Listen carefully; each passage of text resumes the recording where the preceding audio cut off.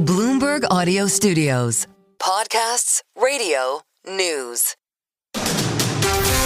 You're listening to the Bloomberg Intelligence Podcast. Catch us live weekdays at 10 a.m. Eastern on Apple CarPlay and Android Auto with the Bloomberg Business app. Listen on demand wherever you get your podcasts or watch us live on YouTube. Lots of economic data today. We got the PCE data, the inflation data, which is key for the Federal Reserve. We got the University of Michigan sentiment data, which is becoming more and more important to a lot of people as people try to suss out any potential impacts on this economy from changing tariff policies. So Michael McKee joins us here, Bloomberg International Economics and Policy Correspondent. Mike, we got a lot of data points today. What kind of were you focusing on? Well, a couple of things, because the income and spending numbers were interesting in that incomes were up. A lot of that was transfer payments, but wages still growing strongly, about 0.5% a month, and spending was rebounded some, but most of that was durable goods.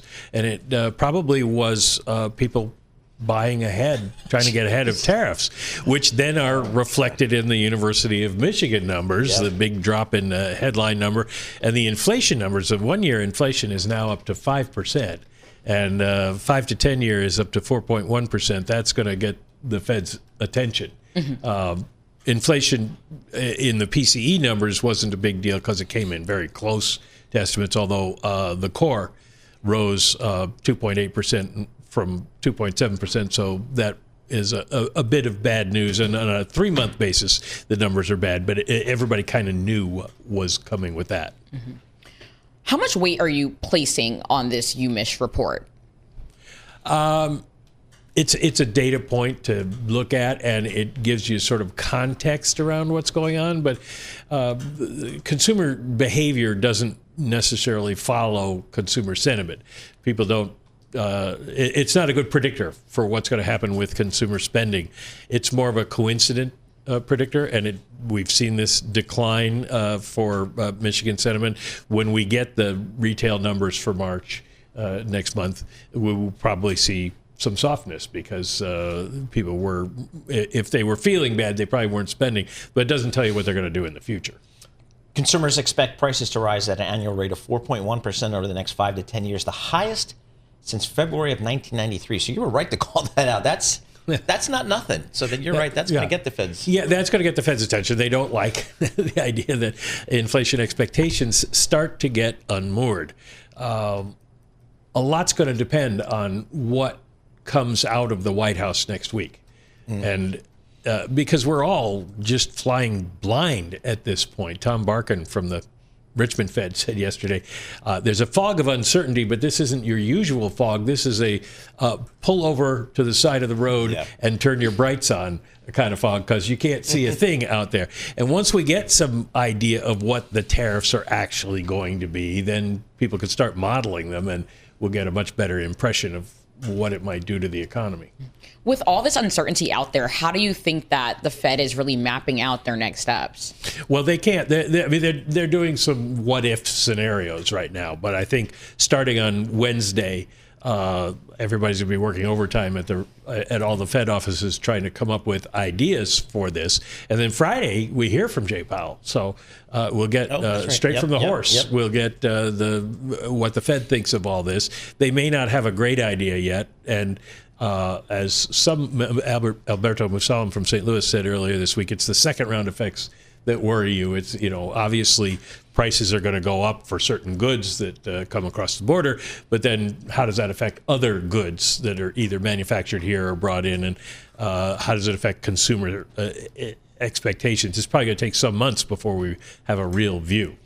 Well, last night up in Greenwich, Connecticut, I had interviewed former Fed Vice Chairman Richard Clarida, and I think the biggest takeaway was he doesn't think DOGE is going to come to the Federal Reserve Bank, but you can't say for sure. But that was one of the questions from the crowd, So yeah, it's an interesting situation because the Fed is theoretically an independent agency under law, and the Trump administration seems to not care about that being the law.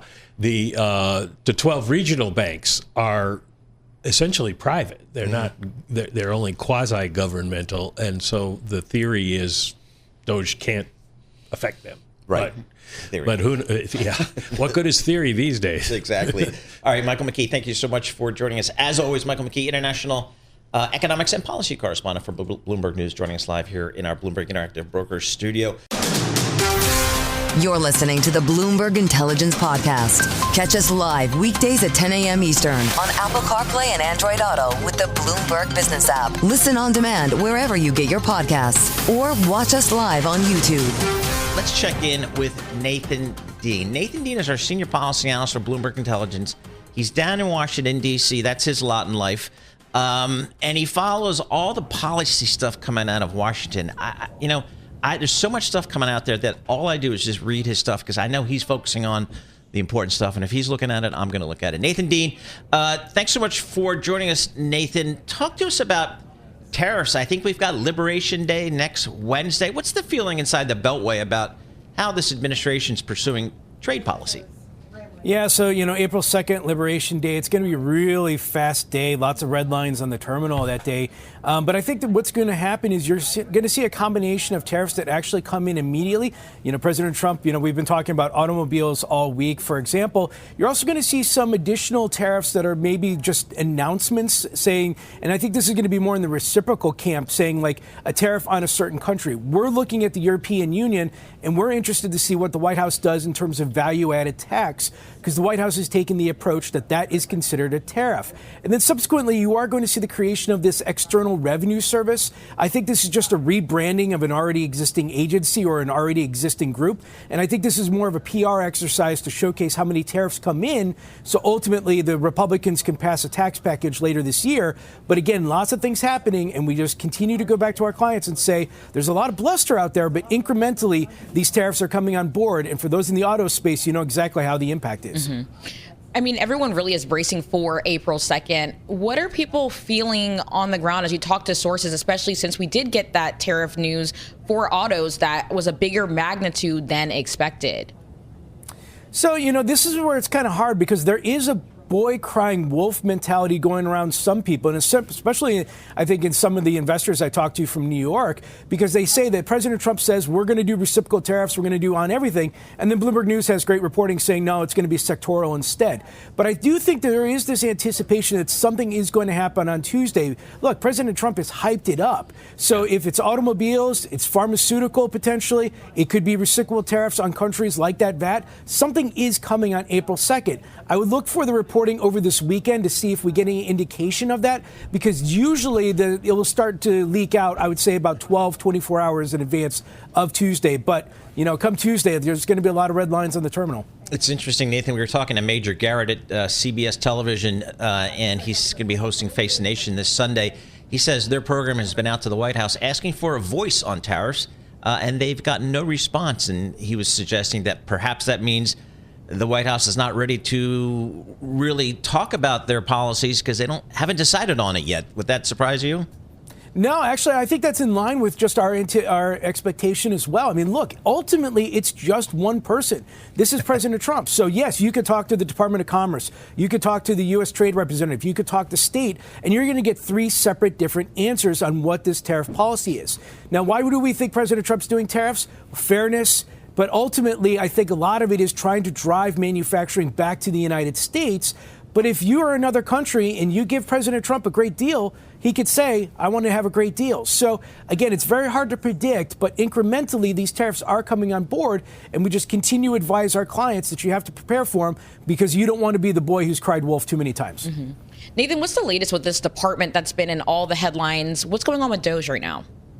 So, Bloomberg News is reporting that DOGE has just gone over to the SEC this morning. This is the first time that, it's been reported that they're over there. But Elon Musk also just gave a little bit of a tidbit yesterday saying that he anticipates a lot of the DOGE work will be up by the end of May. And that could be good for Tesla investors, especially those that want Elon Musk to return back to the car companies. So I would say that, the DOGE committee is still going through all the different agencies and they're still looking for areas to cut.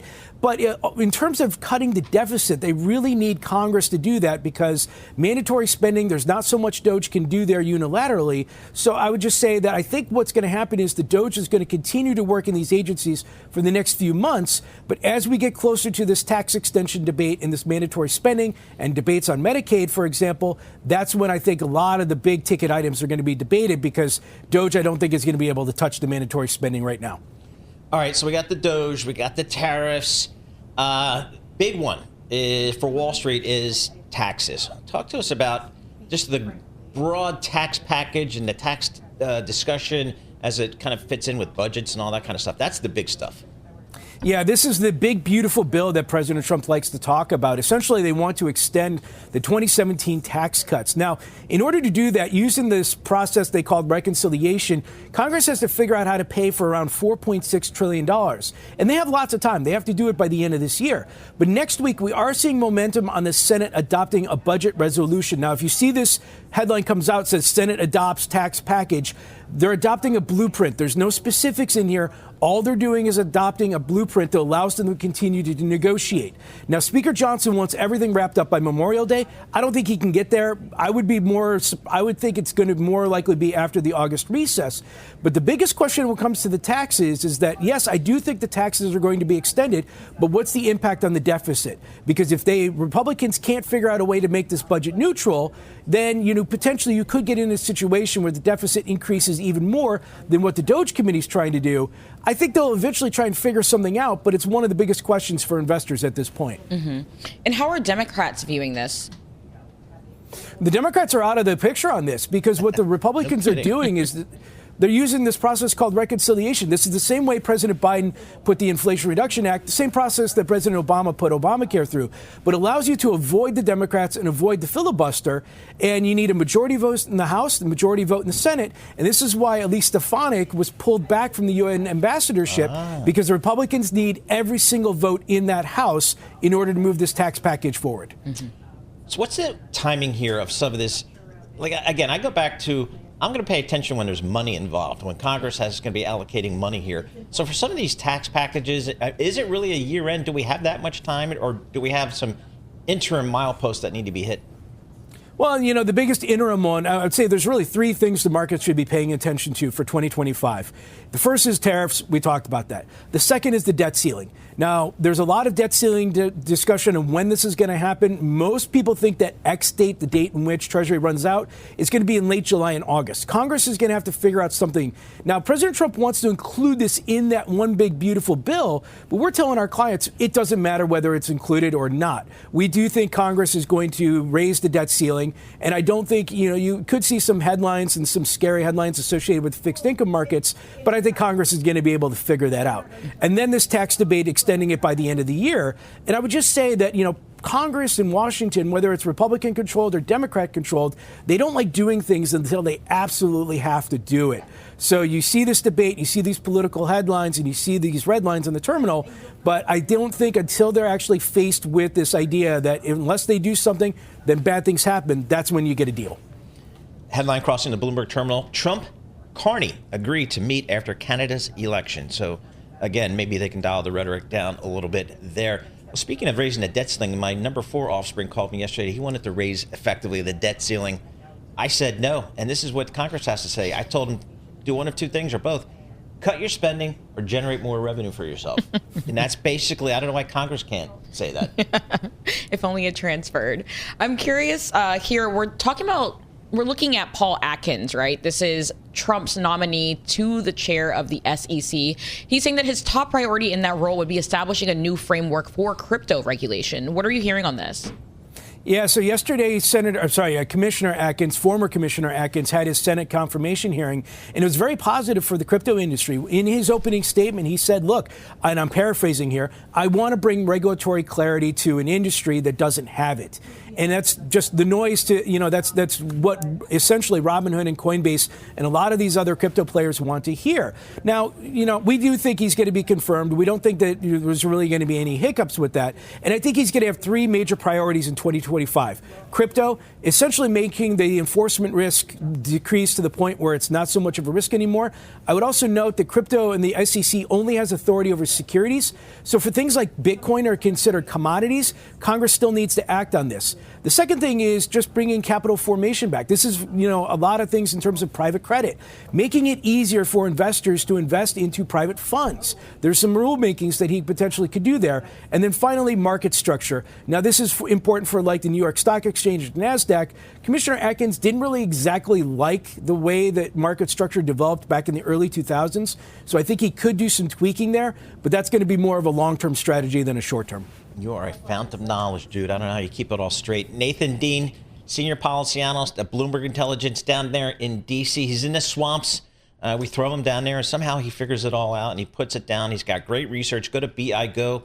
Look at the policy stuff. He tells you what's going on in Washington, what it means for markets, what it means for individual industries, individual companies. That's the kind of research Nathan and his team are doing down there in Washington. And as we can tell, just from the market performance this year, you got to know what's going on in D.C. because it moves markets in a big way.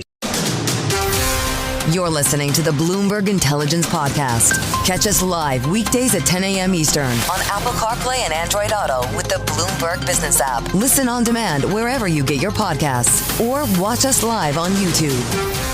Let's talk geopolitics here because that remains front and center, not just on the geopolitical front, but also for investors and financial markets. Kirsten Fontenrose joins us. She's a president of Red 6 Solutions. She's also a senior fellow at the Atlantic Council and was a senior director for the Middle East in the last U.S. administration. Kirsten, talk to us about how this world order is being reshaped here. The U.S. Pulling back on a lot of its prior commitments, whether it's some Europe or other parts of the world. And we saw some European countries, most notably Germany, say, we're going to have to step up here. How do you think this process is going to play out over the next 6 months, year, 2 years, 3 years? In the U.S. perspective, this Europe stepping up is really good news. It's an ask that has been taking place for several years now and wasn't really taken seriously by Europe until the U.S. came in and said the post-World War II global order that gave a U.S. security umbrella and provided sort of unlimited assistance in terms of both humanitarian assistance and development assistance is crazy expensive. And frankly, it's been bankrupting the U.S. And for this kind of world order to continue, the rest of the world is going to have to put some skin in the game. So the U.S. has a national debt right now that costs it $2 billion per day to simply pay the interest on. Yep. That is the cost of maintaining this kind of security umbrella, this kind of assistance umbrella. And without other countries carrying a little bit more of the burden, the U.S. simply can't continue that kind of world order. So this is more a balancing in the U.S. view. It's more asking others to just put a little more of their own money, resources, manpower, time into the places around the world that they're closer to, that are more relevant to their own national security interests than to the U.S. Let's talk a little bit more about defense spending in Europe. I cover U.S. defense contractors, and people have been a bit curious about what the implications will be of a potential tightened military spending budget. But when you put that against a lot of European arms makers, they're actually doing quite well, especially as they're amping up their defense spend. Can you just talk a bit about what's going on there? Sure, this might be really good for the European defense sector that often loses out to larger companies in the U.S. that have a lot more money to put into R&D and the like, and recently even to Israeli companies as they've expanded their offerings. But for the U.S. right now, this means we will see some of our own companies around the world losing contracts. We've seen that already, even in places like the UAE, where other offerings have been preferred in recent years. So this might give Europe a chance to boost its own domestic economies with a little more of the defense sector becoming more robust as they're buying more of their own products and selling to each other. The U.S. readiness requirements will sustain our own defense industry. So that's not really a concern here. The one problem is that for Europe, this could impact NATO's interoperability. NATO is an example of one of those times when the whole is greater than the sum of its parts. And if each country is producing its own defense platforms, this could reduce NATO forces some of its parts, that whole. It could also lead to defense sector fratricide potentially, where there's not enough budget in any single country to do the kind of R&D that would be required or to sustain an independent industry. The result could be kind of reductions in production or in quality. So we hope we don't see that happen. One of the other concerns is that watching Europe have these competitive defense sector rising plans means that if you're Putin, you're watching this and saying, my plan is working. I'm driving wedges between Western states. That was kind of one of my thoughts here. I kind of thought NATO was a good thing since 1945, but maybe that needs to change in composition. I think, to me, as a dyed-in-the-wool Wall Street guy, to me, it all comes down to money. I could see a scenario where Germany's got the money. Maybe Poland can do it because of their geographic proximity to Russia. They've been doing it anyway. But how about everybody else? Is Spain, Italy, Portugal, and some of these other countries? Do they have the money to do anything meaningful here? They may not be able to. You're right. Places like Germany and Poland and Sweden will probably be able to sustain the increases in their defense budget that they've been promising. Other places may have a tougher time. But if I'm Europe, what I'm going to do is divide up competencies. Instead of every country trying to create an entirely independent defense sector, I'm going to look at where there are competitive advantages of each one of those defense sectors, who's good at what, and perhaps then put all the eggs in those baskets, if you will, kind of divide and conquer about what kind of capabilities need to be built, and understand that perhaps all of NATO would buy this one thing from this one country or the like. Mm-hmm. And I'm not recommending pushing the US to where it is no longer a player. That interoperability is entirely critical. But if Europe sees that it needs to get more skin in the game to keep the US there, that's one way they could do it. Mm-hmm. We had a story on the Bloomberg terminal today that said Russia says it wants to balance relations with the U.S. and China. As we think about these dynamics between these three countries, the U.S., ourselves, Russia, and China, how is that developing, and how are we thinking about that when we think about defense? We've heard this kind of argument before, and it's almost like Russia's taking a page out of the playbook of Saudi Arabia, for instance. And what it means to us is, if you are Russia, you have seen such a depleted state of readiness in your own military, such a depleted position in your own defense sector. I mean, they've been forced to buy drone blueprints from Iran, and they used to be the great innovators in that part of the world. So they're talking about turning to China because China continues to develop at a pretty rapid pace new defense technologies in preparation for what they see as also a standoff with the U.S. And Russia is hoping that this will be a little bit of a threat when they come to the table on negotiations with the U.S. and separately with Ukraine. Russia is saying, we have this lever, we have this bargaining chip because we plan to grow closer to China, who will then help us bolster our own defenses. The question we would have for Russia is, with what money? How are you going to finance any kind of large defense spends or joint ventures with China? China's economy also would have a tough time affording it. So we think there's a lot of brain power, but maybe not a lot of resource behind that. Kirsten, thank you so much for joining us. We really benefit from getting a few minutes of your time. Kirsten Fontenrose, she is the president of Red 6 Solutions, more than 20 years in the U.S. national defense apparatus in various roles here. So getting her thoughts on kind of the changing landscape here in global armaments, global military alliances. So we'll see how that plays out. This is the Bloomberg Intelligence Podcast, available on Apple, Spotify, and anywhere else you get your podcasts. Listen live each weekday, 10 a.m. to noon Eastern on Bloomberg.com, the iHeartRadio app, TuneIn, and the Bloomberg Business app. You can also watch us live every weekday on YouTube and always on the Bloomberg Terminal.